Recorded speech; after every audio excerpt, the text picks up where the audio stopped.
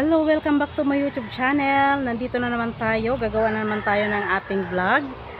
Ayan, kasi ito naman talaga ang ating ginagawa. Kaya ang aking gagawin ngayon ay mag-harvest ako ng luya. Yung luya na tinanim ko dati na mga, kasi sobra na siya sa 8 months, kaya yung iba kukunin ko na yung ibang nauna. Pero may mga sumusunod, may susunod na naman na harvest, mga 4 pa na buwan siya. Yan, papakita ko muna yung mga susunod pa ng i-harvest ko. Yung unahin ko lang yung nauna kong harvest kasi ano na siya mga 8 months, more than 8 months na yung harvestin natin ngayon. Konti na lang siya kasi yung iba nakuha ko na. Hindi na ako nag-video. Ngayon lang gusto ko mag-video. Papakita ko muna yung nauna kong inanim na susunod ko i-video. Mga 4 na buwan muna siya. 4 na buwan pa siya. Ayan mga kahanip. Ano pa lang yan? 4 months pa lang yan. Ayan, may marami ng ano siya, yung damo. Nakatanim sa TV back cover natin. Ayan, mapakinabangan yung TV back cover. Sino yung mga may yung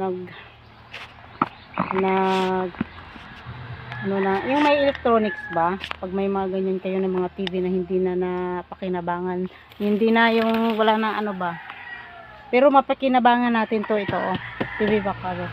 Ayan yung luya na 4 months pa lang siya, bali may 4 months pa rin, bali 8 buwan na siya bago natin ma-harvest.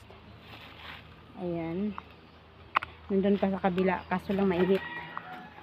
Ayan yung mga luya natin dito.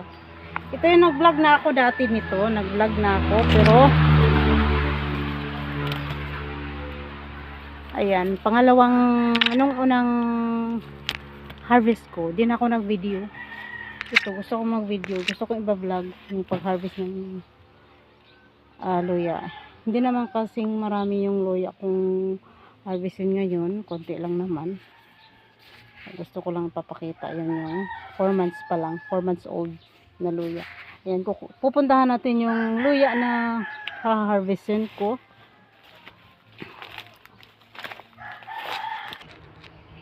Ayan na yun. Ayan lumilitaw na sila na na nga siya nung una, hindi ko kagad kinuha, patay na yung nila yung katawan ba. Ayan. Tumubo na naman sila ulit kasi hindi ko kagad na harvest. Ayan na yun Ayan.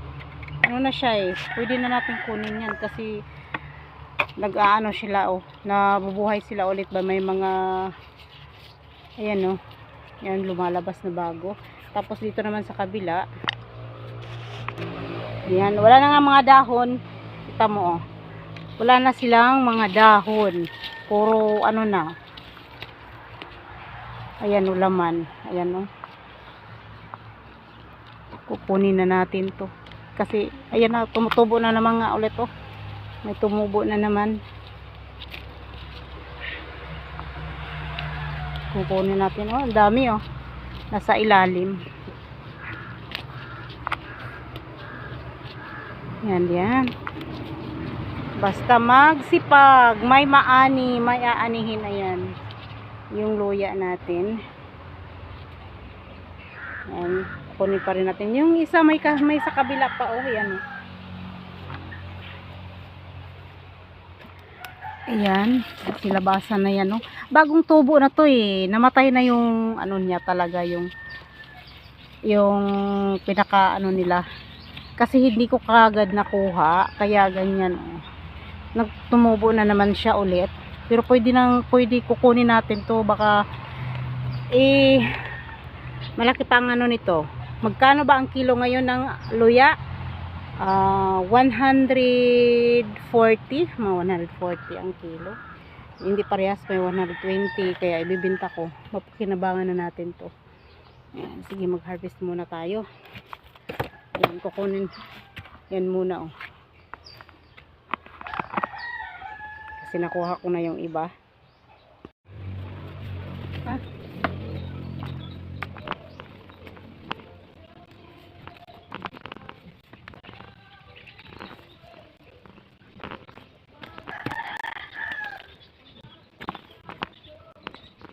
my God.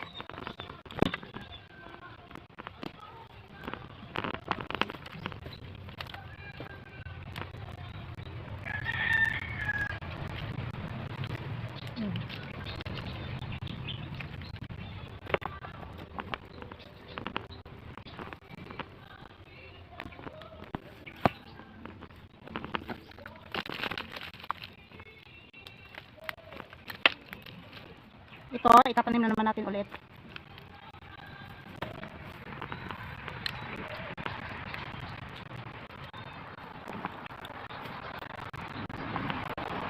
Bagong tubo na kasi to. Kaya hindi ko kagad. Ayan. Kasi ito, marami dito sa ilalim. Oh my God. Ayan no, may tubo na siya.